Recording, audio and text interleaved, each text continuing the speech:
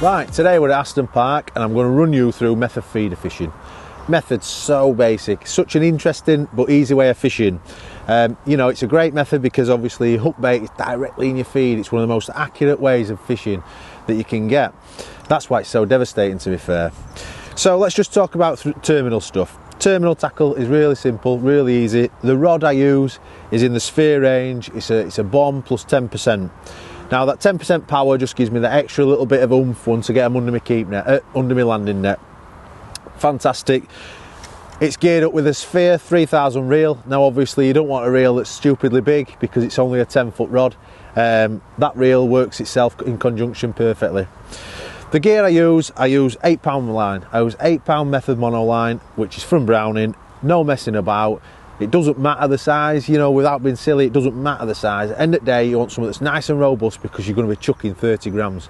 So you want something that can stand a lot of abrasion and things like that around, obviously, your landing net when you're landing fish, etc. The terminal stuff couldn't be quite simpler. Simply a method feeder. The method feeders that I'm using today are the Black Magic range. It's so simple. I mean, today I've walked into the shop at Aston Park, picked up a pack of method feeders. You know, I've picked up a bead, which Browning do also. And you're fishing, you know, what more do you want? It's so easy, so simple. So it's quite simple and easy. Obviously you just thread it on, put your bead on, nice 4-inch hook length, and you're away fishing. So bait preparation, something that you've got to really think about with method feeder fishing. And it's something that really, there's only 2 baits that you can really use or I use on a method feeder, and that's micro pellets and ground bait. Now I like to make sure that they're separate. I mix them separate, I prepare them separate for certain reasons. We're at Aston Park today, so it's fishery pellets. Dead simple. You literally put them dry in your bait tub, put your water on them, drain them off, and you can leave them. You can almost leave them on the side. The quality of the pellets nowadays are so good that they almost look after themselves. So the reason I have them separate is because you don't know what the fish are going to want on the day. If I went feet first and just mixed them both together, I could be missing out on a few fish. So by having them separate and then experimenting throughout the day, so for instance you could try micros, then try ground bait and try a combination of the two, then obviously you're trying to get most out of your peg all the time. Ground bait. The ground baits that I use is something that's quite new at Browning this year, which I think are going to prove very, very popular this summer. The 2 mixers are this. Formula fish. Now formula fish is a nice sweet ground bait, and I use this because I think it's nice and potent. It's got such nice attractants for the fish to come in and home in onto. I use it in conjunction with mussel green. The main reason I use it in conjunction with this is because one, this has got more fish meal in it. It's got more fish meal and also the colour. By mixing the two, it gives me a nice green tinge. This time of year the water's still clear, so I think it's important to have something that's not too bright so the fish can home in on it and be comfortable feeding over it. So hook baits for the method feeder fishing. Quite simple really. It's like I said to you before, in the summertime when the fish are searching for bait, they're really homing in on that method feeder. They're turning around, so I almost think it's not as important as this time of year. So a 6 or even an 8mm pellet is perfect for this. This time of year, the water's still quite clear.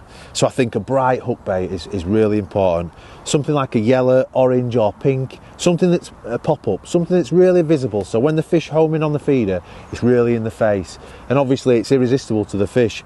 The next hook bait is something that I don't use often, if I'm honest with you, because I think it's quite a negative way of fishing, in my opinion, and that's maggots. That's dead maggots. Now, I'll always try and fish other baits before I will maggots. Simple reason is because maggots catch everything, and I'd like to think that I can catch on another bait before maggots. The only other time I would consider maggots as being number 1 is if I'm fishing for skimmers on a method feeder, and then I think they're really important because you'll catch skimmers with dead maggots and ground bait. Now, how do you load a method feeder? It's quite easy now. Nowadays there's a lot of different things. You've got a mould, but at this time of year I tend not to use a mould. There's only one reason for it, to be honest, and that's because of the amount of bait that I want to put on. Now, a method mould is very, very good in the summertime when the fish want a lot of bait, because a mould holds quite a lot of feed. At this time of year I like to do it by hand, just because I can actually make sure that there isn't too much bait around my method. Simple way of loading this is dead simple. Get my micros. First thing I do is I push the micros right into the feeder. I do this as hard as I can. So I push that in, and all I'm trying to do is I'm just trying to give myself a little base for my hook bait to sit onto. The only other thing this does is it covers the ribs. So by covering the ribs with pellets, it makes it so your hook can't get caught up. Now obviously if I were to put my hook bait straight in there is sometimes a risk that your hook can get caught in the ribs. By doing it like that, it's virtually impossible for that to happen. So now what I do, I just place a few pellets in my hand like that, place the hook bait on, and then push it straight into the middle like that. And I push down with my thumb. By just neatening it off and give it a really good squeeze, making sure that nothing comes off on the cast, that's it. Now if I were to load this with a mould, you'd probably have double the amount of feed on. Now like I said before, in summertime this is fantastic because the fish are looking for bait. At this time of year you don't really need so much bait, and that's why I use my good old hand.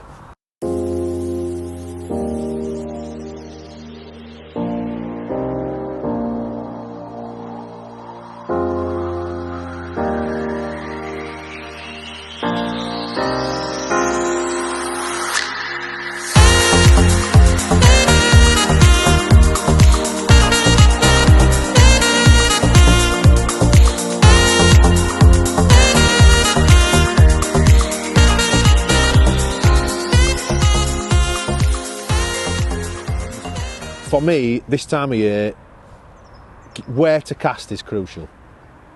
So today we're on the split lake, and for me, I'm looking for natural features, natural cover for the fish still to hang around, because I know it's late March, but the fish are still going to hug that bit of cover.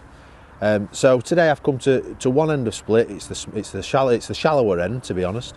I've got a nice wind coming in, and what I'm actually doing is something that not a lot of people do on here, to be honest, is I'm chucking to just shy of a pallet into the corner.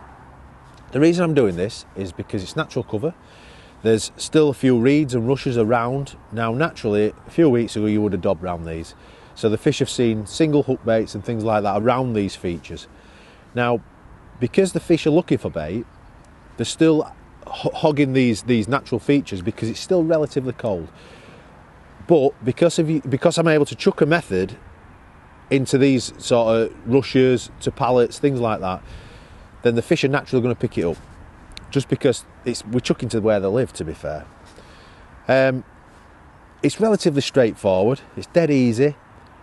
So what you're trying to do is, once you're chucked in, obviously you set your rod, you keep it nice and low, don't move it whatsoever, and you're all set and you're fishing. And the next thing I do is I look for indications, signs, liners, and that's a good indication to tell me where the fish are. Now if I'm getting long pulls, you know, long liners, that tells me normally that the fish are between myself and where I'm fishing. If I'm getting little dinks, tiny little dinks, that could be fish that are actually on your feeder. So depending on the type of indications that you get and things like that will determine where the fish are in your peg. Now for instance, if I'm sat here, I've chucked over to the pallet and I'm getting big pulls all the time and my tip's not going round, the easiest thing to do is to start chucking a little bit shorter. It tells me that the fish are in slightly deeper water, because obviously the further I go up the banking towards the pallet and the features, oh, just on cue.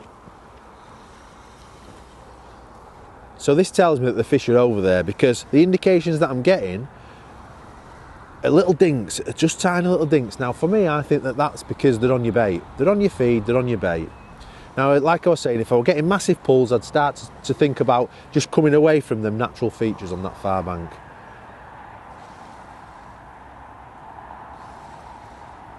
Now because the fish, like I say, are looking for bait, this is a perfect method for this time of year.